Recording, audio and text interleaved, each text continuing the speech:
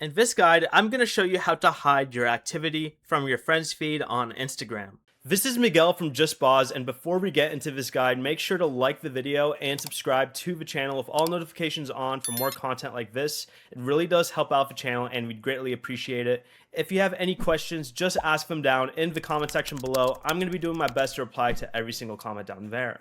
First, open Instagram and tap your profile icon in the bottom right corner, and then tap the three line menu in the top right corner.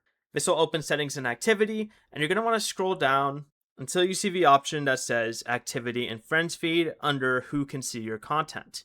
Tap on this and change the visibility setting to no one. You can also review the other activity sharing options on this page and turn off anything else you don't want people to see. But once disabled, your activity will no longer appear in your friend's feed. Before you leave, remember to like the video and subscribe to the channel with all notifications on for more content like this. It really does help out the channel and we'd greatly appreciate it. And if you did have any questions, just ask them down in the comment section below. I'm going to be doing my best to reply to every single comment down there. Peace.